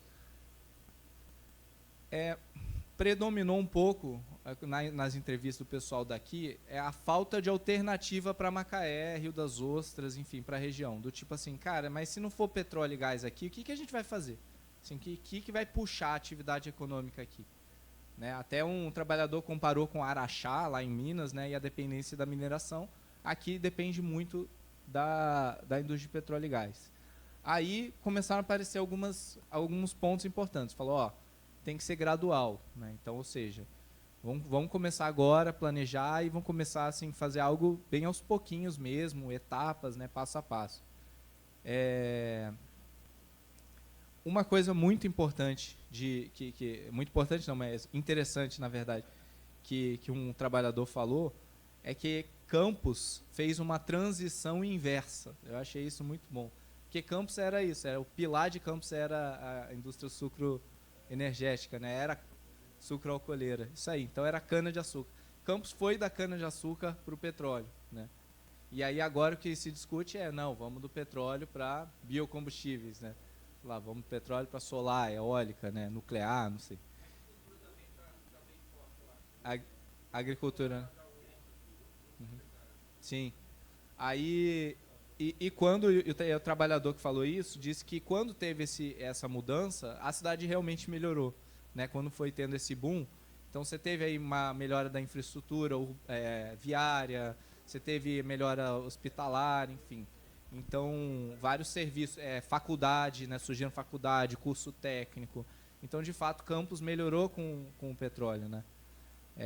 E aí entra esse problema, né, de que até agora as energias solar, eólica e os biocombustíveis, pelo menos assim, né, tocados ali pela iniciativa privada, né, do jeito que está sendo feito, não está conseguindo manter assim padrão salarial, de benefícios, né, é bem pior as condições, tá? Deixa eu passar aqui. Aí esse é o último slide, né, que eu perguntei assim mais no final da pesquisa, se o entrevistado já tinha ouvido falar em transição energética justa. Eu acho aqui alguém assim, eu imagino que a maioria já ouviu falar, mas assim, para pensar, vocês têm uma definição na cabeça do que seria isso, ou pelo menos alguns princípios do que seria fazer uma transição energética que fosse justa? Não sei se vocês já pararam para pensar sobre isso assim. E nas entrevistas, a maioria dos trabalhadores assim não tinham nem ouvido falar sobre esse termo, ou se tinha ouvido foi assim, pela Petrobras, né, propaganda, e aí pegou mal, entendeu? É aquela coisa assim, é muito lindo no discurso, né? Pô, a Petrobras falando isso, mas olha só o que ela está fazendo aqui. Então, então eu acho que foi interessante assim, e esse termo, e aí só para falar assim muito rapidamente, esse termo ele vem ali dos anos 80 para os anos 90. Então, você tem aí há 30 anos, mais de 30 anos que existe esse termo, tá? Que se fala em transição justa, né? E esse termo não foi criado por uma empresa, tá? Ele foi criado por um sindicalista, tá? Por um diretor, um cara chamado Tony Mazzocchi, nos Estados Unidos, tá? Que ele era diretor do sindicato dos atômicos, né, acho que é atômicos e acho que ele químicos também, uma coisa assim, lá dos Estados Unidos, tá? E o contexto é que na verdade eles estavam fechando uma fábrica, né, lá nos Estados Unidos porque estava tendo contaminação do rio do lado por causa disso. Então a instituição ambiental dos Estados Unidos estava fechando essa fábrica, e aí tipo isso. E os empresários, o dono da fábrica falou assim, opa, peraí, você vai fechar minha fábrica, eu quero um dinheiro aqui, me dá um cascalho, me dá indenização, né, me dá um fundo, eu quero uns... E começaram a falar, não, precisava criar um super fundo, né, para indenizar os donos de fábricas, né, os empresários que vão perder seu negócio por causa do fechamento de fábrica de pesticida, né, uma coisa assim. E aí o Tony Mazzocchi espertamente falou assim, opa, peraí, não, você vai criar um super fundo para os empresários, eu quero um super fundo para os trabalhadores, né? Eu vou querer uma compensação para os trabalhadores. Isso que vai garantir, né, que vai possibilitar, então, que se faça uma transição justa, né? Então, para a gente sair dessas indústrias que poluem, que causam algum mal ao meio ambiente, né, ou à sociedade, né? Entrou a galera... Nos Estados Unidos tem muita indústria de arma. Aí o pessoal das indústrias de armas entraram nessa mesma discussão, né? Tipo assim, não, vamos fechar indústria de arma, né? Um desarmamento, mas tá, o que vai acontecer com os trabalhadores, né? Enfim. E aí, enfim, o termo transição justa surgiu nesse contexto aí, né, lá dos Estados Unidos, e de lá para cá, enfim, foi indo por vários caminhos. Mas muita gente não tinha ouvido falar nisso. Quando eu perguntei o que a pessoa achava sobre isso, surgiram essas várias coisas aqui, mas eu queria só, para terminar, enfatizar essas duas aqui que eu acho muito importante, tá? E um caminho, um certo guia, né, para lidar com esse tema da transição energética, tá? Um primeiro é a promoção e garantia do acesso da população à energia, tá? Não sei se isso daqui é tão óbvio, mas eu não esperava isso, tá? Quando eu entrevistei o pessoal, mas muito petroleiro falou o seguinte, falou assim, cara, não dá pra, a gente vai, petróleo, gás, a gente é isso, todo o transporte está baseado nisso, né? As termoelétricas a gás, elas são importantes, inclusive, para estabilizar a rede elétrica. A gente vai mudar para as outras energias, beleza, mas assim, não pode, a energia elétrica e o combustível não pode ficar mais caro, né? A gente precisa ter combustível barato, a gente precisa ter energia barata no Brasil. Todo mundo tem o direito a ter acesso à energia, né? Então, isso foi bastante enfatizado, tá? O acesso à energia como um princípio, né? Como um valor, né? O acesso amplo e equânime à energia como um valor.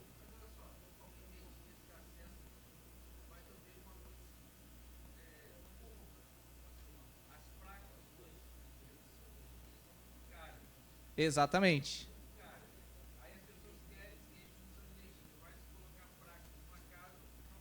Mas é exatamente isso. O que estavam falando é assim, vai fazer transição energética, barateia a placa solar.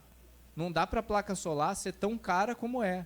Não dá para a gente não pode trocar do petróleo, do gás para essas outras energias e essas outras energias serem tão caras. Vai trocar do carro, a combustão para o carro elétrico. O carro elétrico é super caro, não sabe disso. Então, o que estavam falando é exatamente isso. É isso daí que você pensou. Ó. Não pode ser tão caro, tem que ser barato. Então, tem que arrumar um jeito aí de desenvolver essa tecnologia, de aumentar o acesso, de baratear, entendeu? Tem que ser isso, porque senão não vai rolar, entendeu? E aí, só para terminar, o outro ponto é a participação dos sindicatos.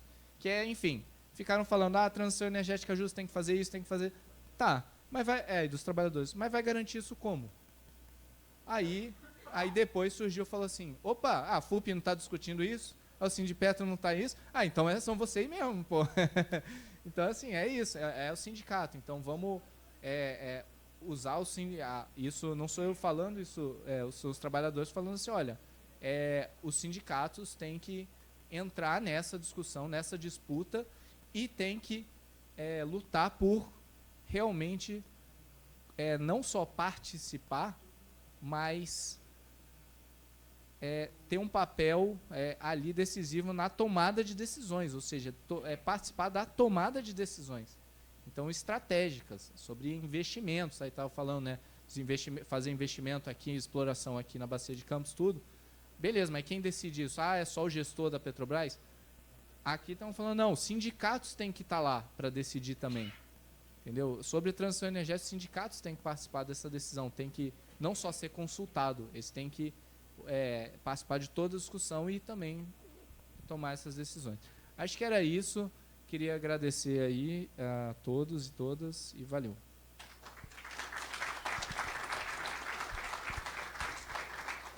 Obrigado, Takashi. Pessoal, acho que a gente observou aqui, né? A gente teve uma substituição aí de última hora na mesa. A companheira Vanilda, ela saiu bastante triste. A gente tem uma notícia ruim. A companheira Delcimar, pensionista, veio a óbito. A Vanilda saiu, então bem triste. E, enfim, sinto muito, companheira Rosângela, dar essa notícia aqui antes da sua palestra, mas, enfim. E eu queria fazer uma saudação aqui para a companheira Delcimar. Então, pessoal, você pode um minuto de silêncio aí para a companheira Delcimar, poxa.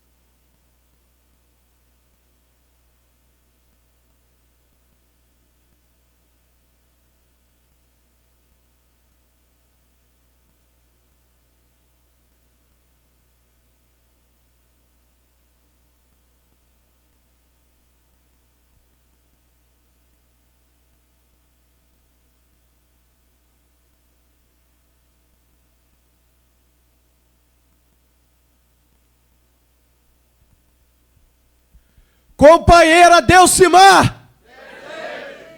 Companheira Delcimar! Companheira Adelcimar! Agora e sempre!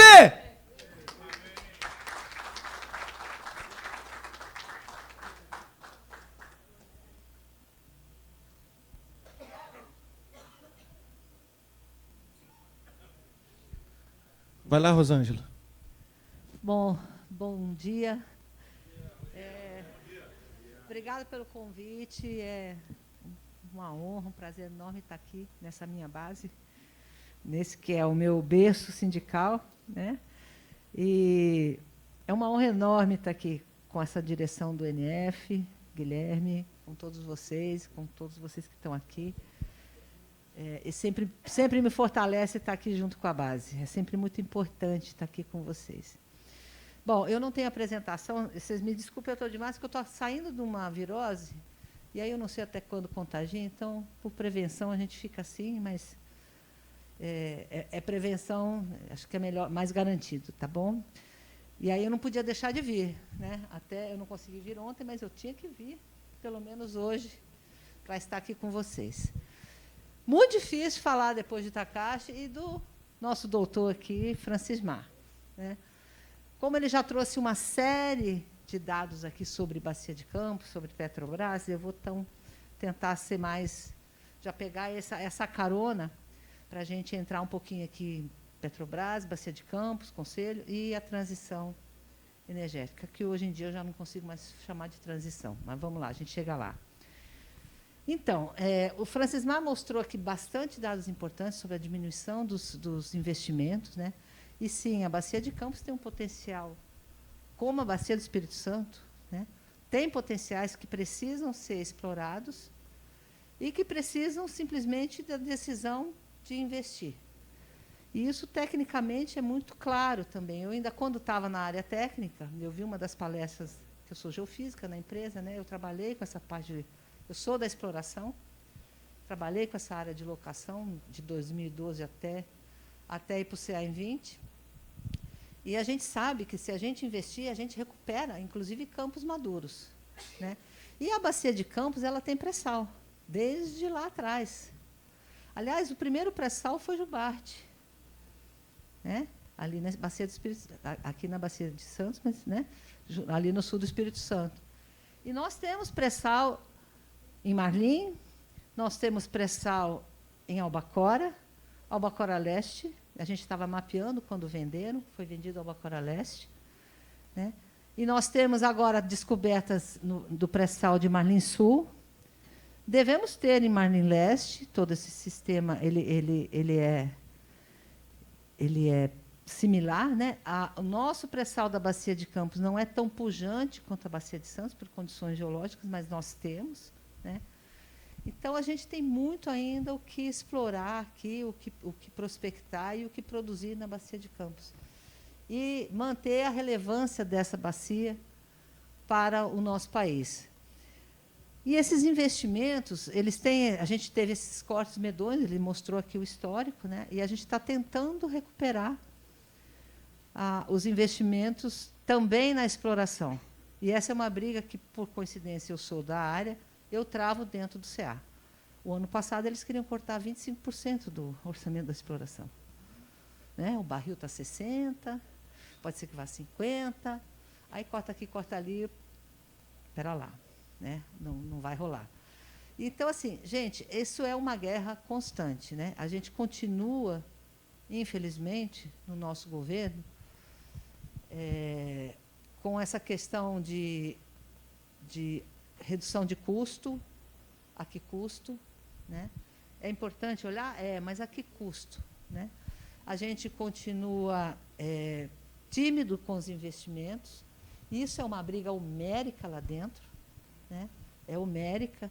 Em 23, a gente, quando foi discutir o plano estratégico, tinha 10 bilhões do EIP que estavam em avaliação no plano estratégico.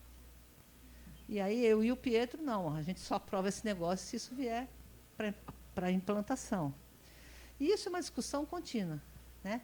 Sempre se tenta preterir um pouco, para garantir a rentabilidade que a gente tem, né? O ano passado, com essa questão do barril a 60, com probabilidade de cair a 50, a discussão do plano estratégico foi um caos, foi uma briga assim, incessante. Porque muitos projetos passaram fizeram, se vocês olharem, o PN, né, agora a gente chama corretamente, é o plano de negócio, que ele é quinquenal, o estratégico ele é de longo prazo. Se vocês olharem, nós temos um projeto que está em implantação, base, implantação alvo e em avaliação. E muitos projetos do DP ficaram nesse alvo, que assim, eu não sei se eu vou ou se eu não vou. O que a gente conseguiu, nós, trabalhadores, através de vossa conselheira, negociar e aprovar agora no início de 26, porque isso tem que ser aprovado com balanço. A gente conseguiu, nessa discussão de tira daqui, tira dali, porque vai cair. Não, então, espera aí, a gente até pode fazer isso, só que é o seguinte, queremos uma reserva de lucro para investimento.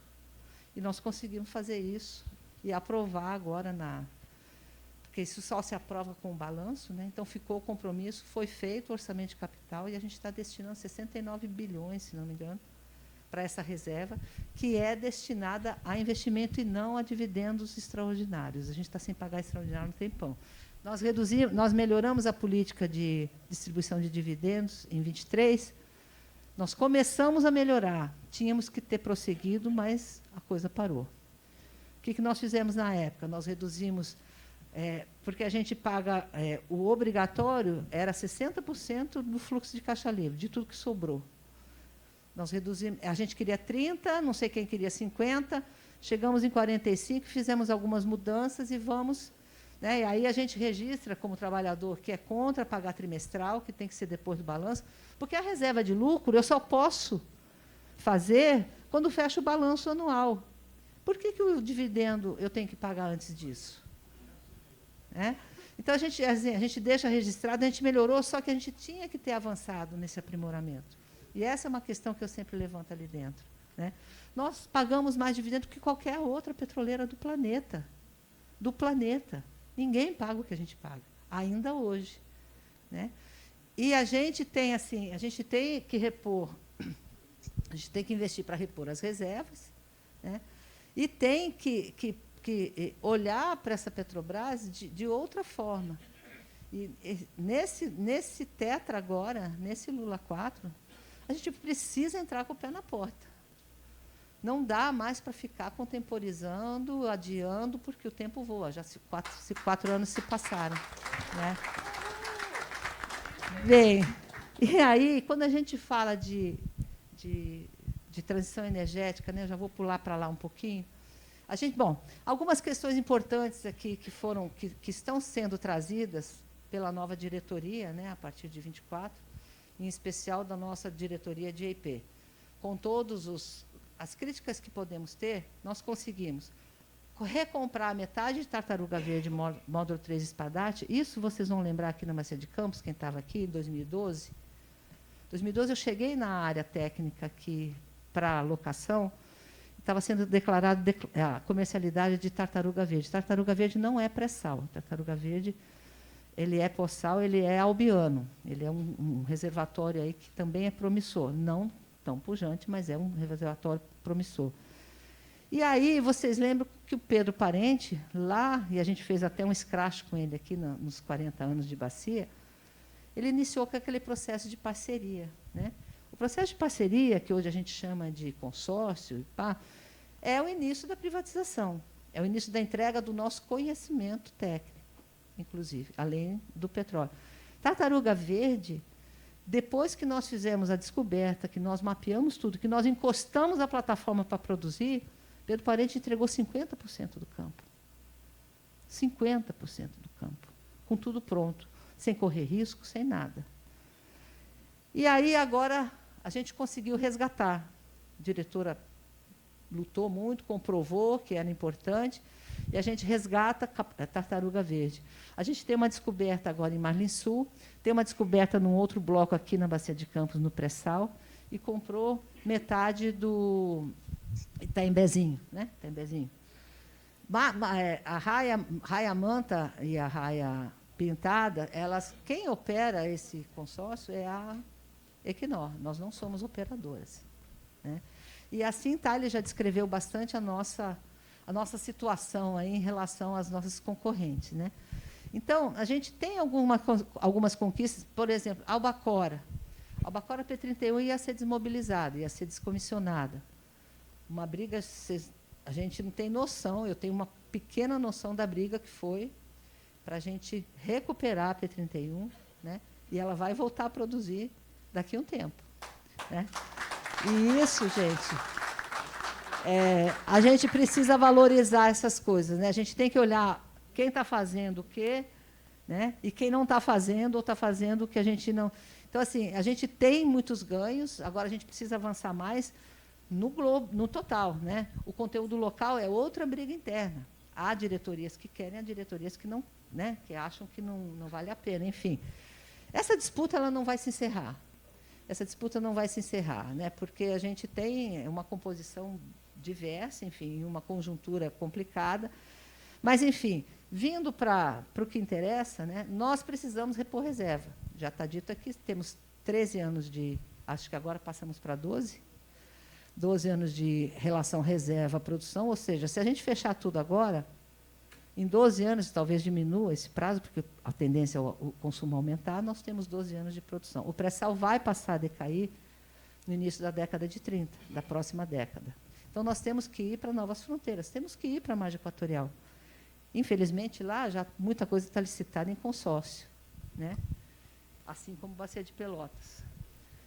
E a gente precisa ir para a Bacia de Pelotas. Assim, a nossa diversidade de áreas para exploração, a variedade de áreas diferentes é muito pequena, comparada com as nossas concorrentes. As nossas áreas adquiridas para exploração, o número de áreas é muito pequena comparada com as demais petroleiras. Mas a gente tem uma coisa interessante. Todo o nosso aumento de reserva, né, ele é orgânico, ou seja, nós descobrimos ou nós recuperamos mais aquilo que já... E como ele já citou, o nosso aumento está mais atribuído ao desenvolvimento dos campos maduros, a melhor recuperação desses campos, do que descobertas novas. Mas nós não compramos reservas, as nossas concorrentes compram. Então, elas aumentam muito também comprando reservas de outros. E a gente tem uma equipe técnica muito boa, né? O nosso índice de acerto ele é relativamente melhor do que a média das demais. E as demais só vão para uma área desconhecida se a Petrobras for. Quando nós vamos para a fronteira exploratória, as empresas, se a Petrobras não for para uma área, elas não vão, né? Isso demonstra... Isso demonstra... Assim, oi? Deixa o risco, depois que descobrir, a gente vai lá para um canudinho, né? Enfim. Então, assim, a gente tem uma competência técnica muito grande. Agora, o desmonte na Petrobras aqui nos anos de fascismo, ele não foi só da venda de ativos, o desmonte foi no conhecimento também. Vocês lembram? Acabaram com a UP, o SEMPES está devastado, estamos tentando reerguer o SEMPES, com muita dificuldade. O SEMPES virou um intermediador de inovação. Não se faz mais pesquisa e desenvolvimento como se fazia. Não desenvolveríamos os pré-sal com o SEMPES na situação de hoje. E essa é uma briga que eu travo desde 23 e que ainda não consegui um sucesso ainda pleno. Mas estamos avançando muito devagar para as necessidades que temos, mas vamos tentar avançar. E aí a gente precisa, sim, do petróleo. Transição, gente, a gente fala em transição energética, nós abandonamos o carvão, o planeta abandonou? Não. Nós vamos abandonar o fóssil? Não. Então, vamos falar a palavra certa, vamos falar em diversificação, adição, não é a transição. Nós não vamos abandonar o fóssil, até porque ele é preciso, necessário na petroquímica. Carro elétrico está cheio de componente do petróleo. Bicicleta tem componente do petróleo. Tudo tem componente do petróleo, né? Então, ainda que a gente minimize a questão do combustível, nós temos outros aplicativos. E a Petrobras tem uma decisão que eu acho muito importante, que é a seguinte: a redução do fóssil ele tem que ser determinado pela demanda e não pela oferta. Enquanto o Brasil precisar de petróleo, a Petrobras vai fornecer. Esse é o compromisso da Petrobras, né? E aí, assim, o que me preocupa muito nessa questão da transição é essa demonização do fóssil e a romantização do renovável. Energia limpa, não tem energia limpa. Vamos corrigir isso também, não tem energia limpa. Ontem eu assisti uma live do debate petroleiro, nosso colega Pantera. Ele chamou a professora Gislene Moreira. Fantástico. Eu, assim, entrei em êxtase com a exposição dela. Porque eu tenho pesquisado, há um tempo atrás eu fiz bastante pesquisa sobre essa questão das renováveis. Nada que fazemos, gente, está isento de impacto. Nós não produzimos energia limpa, né? Porque pode ser que o vento a gente não... né? Mas para fabricar as pás a gente tem uma mineração medonha. Para fabricar o carro elétrico com aquela bateria de lítio, a mineração é medonha, uma bateria que hoje dura 8 anos. Para fazer a placa solar, também tem questão, porque o quartzo que usa na placa solar é um quartzo que tem que ter uma pureza muito alta, não é qualquer quartzo. Importamos as placas da China. E a gente tem que olhar para quando a gente fala em transição, né, já foi dito aqui, mas eu gosto muito de reforçar isso, nós temos que olhar a realidade do mundo e a nossa realidade. Porque o que está acontecendo? Estamos novamente no neocolonialismo. No neocolonialismo. É eólica, não é limpa. O agreste brasileiro está sendo devastado. Estão acabando com a caatinga, estão entrando em áreas de conservação. Tanto para a eólica quanto para... Vocês já viram uma usina... Ontem eu aprendi que eu não chamo mais de parque, porque parque tem aquela noção bonita. Parque, eu me lembro, para parque arborizado, parque nacional, parque... né? É usina, gente. Vocês já viram foto de as usinas lá no Agreste? É uma devastação assim, gigantesca. Medonho. E a questão da eólica, o impacto social é tão grande quanto. Eu fiz um levantamento, 24, de várias reportagens da Brasil de Fato, falando dessas usinas eólicas no Agreste. Gente, o sertanejo, ele está se lascando com esse negócio. Está adoecendo. Tem gente que tem que tomar remédio para dormir. O que acontece? É o modelo de implantação do latifúndio. É o modelo de plantação. Quem está vindo fazer isso aqui são multinacionais. Eu votei contra uma associação com uma eólica, um parque eólico, um usina eólico da BP lá no Conselho. Eu dei satisfação a vocês. E por que eu fiz isso? Porque era uma associação com uma empresa que era uma subsidiária da BP, que a BP não assumia compromisso nenhum. Inclusive, ela já se livrou disso. Usaram o nome da BP para fazer essa parceria. E os problemas que haviam ali, naquela região, gigantescos, passivos, inclusive, sim, posso falar tudo aqui, mas passivos, problemas com áreas de preservação. Então, assim, a gente não pode entrar nessa onda, a gente não pode assumir o problema lá do mundo civilizado, né, porque a Europa não tem petróleo. E a Europa fala muito do carro elétrico, e vários países lá abastecem numa tomada cuja energia é gerada com carvão. Então, com licença, não me chama de trouxa, não sou mais colônia, não quero mais ser. E a gente está começando a assumir esse papel. A gente está começando a endeusar a renovável sem olhar para isso criticamente. Os passivos são medonhos. No Agreste, as pessoas não têm para onde ir, elas são geralmente propriedades de famílias, né, ou ocupação, ou são povos originários que já estavam ali, né, os locais. E aí eles vêm com uma promessa de que, não, agora a eólica aqui vai te pagar uma renda mensal e você vai ter mais uma renda. E eles acreditam, né?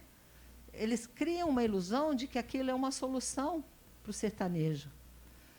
E aí ele assina um contrato, tem vídeos assim, maravilhosos, pena que não dá tempo para passar, eu gostaria até de ter passado um aqui. Eu vou deixar com eles, se vocês tiverem um momento, para olhar esse vídeo. Aí a senhora fala assim, eu não posso mais plantar feijão embaixo da torre. Aí o senhor fala assim, eu não consigo mais dormir, porque aquilo ali é intermitente, né? A vibração e o barulho. Aí ele para. Quando ele volta a girar, ele dá cada estrondo. Os animais que eles criam, ali a gente sabe que no Agreste o pessoal cria muito cabra, né? Não pode mais sair com as cabras, porque eles têm que sair manejando as cabras pelo território, e eles fazem isso em comunidade. Eles têm que manejar, porque a caatinga, né, para até preservar, que ela come um pouquinho, vai ali. A caatinga, gente, é um bioma extremamente especializado, que a gente tem que aprender a valorizar. É de uma especialização assim única. E aí eles não conseguem mais remanejar esse rebanho. E os animais, as galinhas, as cabras, elas começam a abortar, a galinha não bota ovo, não choca, porque a sombra da pá, ela assusta os animais, principalmente no nascer e no pôr do sol, que ela fica enorme, né?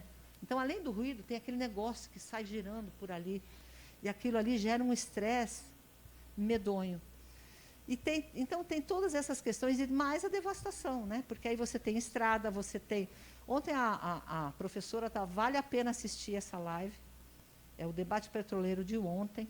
Acho que é muito importante, porque o debate sobre transição, né, que é o tradicional, está muito raso. Está muito restrito e está muito raso. A gente precisa aprofundar, porque a gente não pode fazer uma diversificação sem sustentabilidade, e a gente não está olhando para a sustentabilidade. A gente está afetando biomas, a gente está afetando os animais e está afetando as populações, que estão sendo expulsas dos seus territórios. Na Bahia está crítica, ela falou ontem de 1.000 projetos, 500 projetos de usinas solares, de usinas eólicas. Gente, isso é um horror. Então, eles vão começar a tomar o nosso território, né? Expulsar os nossos povos dali, para gerar uma energia que, inclusive, é intermitente. Por que a gente tem termoelétrica? Não é só pela questão da variação hídrica. Nós temos também, porque a gente tem que acudir, porque a solar e a eólica, elas são intermitentes, elas não são 24 horas por dia. A eólica tem um período lá que tem vento, e o sol, né? Dá licença, tem gente que quer iluminar a parte escura da Terra, tem maluco até para isso. E o sol, ele tem o seu período. Então, quando essas renováveis entram, elas têm que ser complementadas, quando elas param de gerar, elas têm que ser complementadas pelas termoelétricas. Então, assim, vamos desromantizar esse negócio, vamos desmistificar esse negócio para a gente aprofundar esse debate, antes que a gente faça um estrago maior, muito maior do que a própria indústria do petróleo faz. E no Brasil, como já foi dito, a indústria do petróleo, ela responde 1%. A indústria. A gente tem que olhar, não está no balanço ainda a queima, que é o escopo 3, né, principalmente. Mas o maior emissor hoje no Brasil de gases de efeito estufa, e é na ordem de 70%, é a mudança da ocupação da terra, que é desmatamento, queimada, e, muitas vezes, né, quem ocupa isso? O agronegócio. E o agronegócio me preocupa muito quando a gente fala em biocombustível. Porque, quando a gente criou a PBio lá atrás, era uma proposta sustentável. Era usar o mínimo da soja, o mínimo que se pode usar é 25%, e usar a agricultura familiar, estimulando que eles também, sem que atrapalhe a questão alimentar, né? Então, tu planta a sua roça para alimentação e planta também a mamona, porque não pode interferir. As indústrias de biodiesel, hoje, usam só soja. Como é que é o cultivo da soja? É monocultura, não gera emprego, é mecanizado. A gente falavam isso antigamente, que a gente exporta água junto com o grão, eu não entendia. A gente exporta água junto com o grão, porque a gente está usando os aquíferos subterrâneos para irrigar essas monoculturas gigantescas no Centro-Oeste. Eu fui em 19 na Chapada dos Veadeiros, de férias, foi a última vez que eu viajei de férias mesmo. Eu fui lá, gente, está todo pressionado pela soja, inclusive lugares que estão sendo multados porque invadiram a área do parque. A mesma coisa a questão da plantação da cana e do milho, É tudo mecanizado, é tudo com agrotóxico, muitas vezes com pulverização aérea, prejudicando, inclusive, comunidades indígenas. Tem disputas gigantescas lá no Centro-Oeste, na região amazônica, no início dela também, das comunidades indígenas e os grandes produtores que eles pulverizam com avião. Só que aquele inseticida, aquele agrotóxico, ele voa, né? Ele atinge as plantações, ele atinge as matas, ele mata as abelhas. Então, assim, quando a gente fala em biodiesel, eu sempre lá, eu chamo essa discussão dentro lá, quando aparecem lá os investimentos nessas questões. Falei, vem cá, a gente vai estimular a fronteira agrícola, porque se a gente for estimular a fronteira agrícola, primeiro, não é sustentável. Segundo, nós vamos aumentar nossa pegada de carbono. Porque quando eu estimulo a fronteira agrícola, eu estimulo a devastação, né? E aí eu estou emitindo mais. Não é essa a principal causa das emissões no Brasil? Eu vou participar disso? Como é que eu vou selecionar esses projetos? Eu estou sempre levantando, e vocês vão ver voto contrário meu, se necessário for. Porque a gente não pode fechar os olhos para essas questões. Então, assim, eu sempre defendo, eu participei de um evento ali no Rio, que é a Universidade da Cidadania, Cine Cidadania. Eles fizeram um evento lá, chamaram a mim, o Estrela e o Franklin Martins, né, que é um jornalista fantástico, a gente falando muito de transição. Quando eu falei desses problemas, as pessoas não conheciam. A gente não conhece porque a mídia não fala, a mídia só endeusa. A mídia tradicional só romantiza o agro é pop e a transição é limpa. Nada disso. O agro é tóxico e a transição não é limpa. Nada que a gente faz é limpo. A gente sempre gera um impacto. Então, assim, a gente precisa ampliar e aprofundar esse debate antes que seja tarde demais. Porque essas usinas estão se implantando no nosso agreste, estão causando um dano medonho. O Rio Grande do Norte tem até em região de dunas, afetando aí aquíferos, afetando uma série de questões. Tem estudos no Brasil hoje, principalmente na região centro-oeste, onde o agro domina, de que as águas superficiais já estão diminuindo também pela grande demanda que a gente está fazendo com os aquíferos.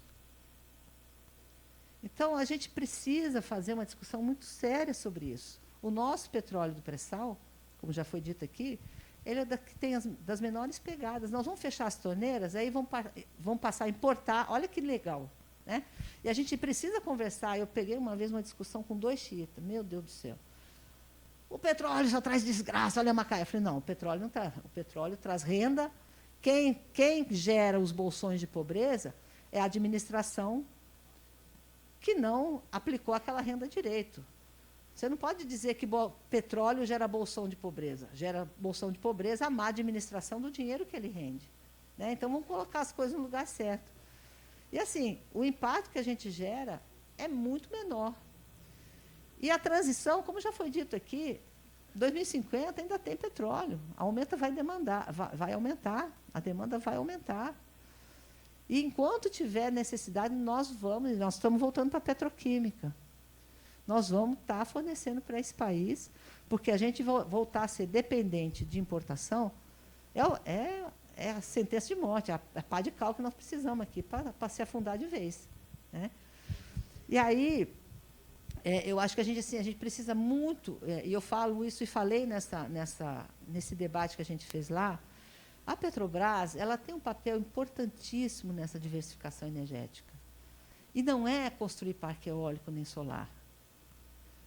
O grande papel da Petrobras é na inovação, porque nós temos capacidade financeira, ninguém nesse país tem uma capacidade financeira e tecnológica que a Petrobras tem. Não tem, ninguém tem. Nós temos uma grande capacidade financeira e tecnológica, né, recuperando melhor os nossos seres, para inovar, para fazer coisas que são diferentes, para fazer coisas que têm afinidade com o nosso negócio principal. Por exemplo, o hidrogênio natural, que está se estudando por aí, e a geotermia. Geotermia é você aproveitar o calor da terra.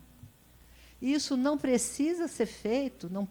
Hoje já tem vários estudos e já existem algumas plantas piloto pelo mundo e a gente está tentando aprovar isso lá, eu estou tentando levar isso lá para o CA, que você não precisa ter aquele cinturão de fogo, né, que tem uns vulcões, que ali a temperatura... Não, você pode fazer a geotermia em locais que não são tão aquecidos, né, geologicamente falando, porque a gente tem um aumento de temperatura com o grau geotérmico, né, com a profundidade. Então, a gente pode usar poços, inclusive. Tem uma proposta ali bacana para o Rio Grande do Norte, inclusive, mas ainda não conseguimos tirar do papel. E a geotermia, primeiro, ela ocupa uma área pequeniníssima. Né? Se você comparar com uma usina solar, uma usina eólica, a área que você ocupa é mínima. O dano que você causa ali é mínimo. E você tem uma energia que ela é 100%. Ela é 24 horas por dia, 7 dias por semana, 30 dias, 365 dias por ano. Ela não tem interrupção, ela não é intermitente. Ela é constante. Então, a gente precisa investir nesse tipo de alternativa. Eu sempre defendo lá dentro. Para mim, placa solar e usina eólica, no máximo, é para eu alimentar uma unidade minha. Não para eu fazer para vender energia. Já tem gente demais fazendo isso.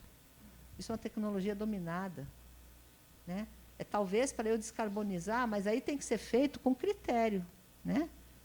Tem que ser feito, por exemplo, estão fazendo lá na Regap, estão construindo uma usina solar ali, painéis solares, para ajudar a gerar eletricidade com a solar. Bacana. Né? E vamos fazer nesse sentido. Aqui no laboratório de rochas aqui do PT, que é onde eu estou lotada hoje, eu nem consigo ir lá direito, também no telhado tem placa solar. Né? Vamos gerar energia assim.